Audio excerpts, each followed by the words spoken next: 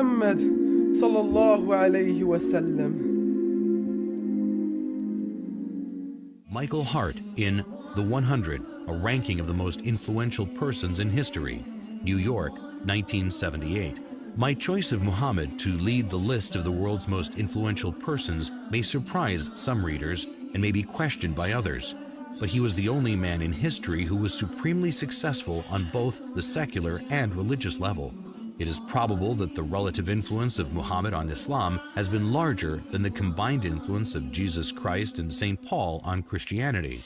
It is this unparalleled combination of secular and religious influence which I feel entitles Muhammad to be considered the most influential single figure in human history. W. Montgomery Watt in Muhammad at Mecca, Oxford, 1953. His readiness to undergo persecution for his beliefs, the high moral character of the men who believed in him and looked up to him as a leader, and the greatness of his ultimate achievement all argue his fundamental integrity. To suppose Muhammad an impostor raises more problems than it solves. Moreover, none of the great figures of history is so poorly appreciated in the West as Muhammad. Thus, not merely must we credit Muhammad with essential honesty and integrity of purpose, if we are to understand him at all. If we are to correct the errors we have inherited from the past, we must not forget that conclusive proof is a much stricter requirement than a show of plausibility, and in a matter such as this, only to be attained with difficulty. Washington Irving in Muhammad and His Successors.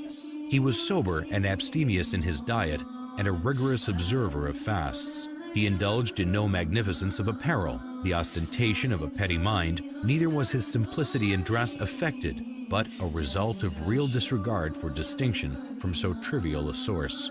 In his private dealings he was just.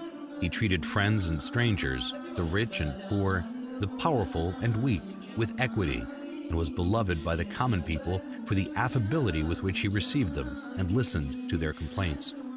His military triumphs awakened no pride nor vainglory, as they would have done had they been effected for selfish purposes. In the time of his greatest power, he maintained the same simplicity of manners and appearance as in the days of his adversity. So far from affecting a regal state, he was displeased if, on entering a room, any unusual testimonials of respect were shown to him. If he aimed at a universal dominion, it was the dominion of faith. As to the temporal rule which grew up in his hands, as he used it without ostentation, so he took no step to perpetuate it in his family. محمد صلى الله عليه وسلم.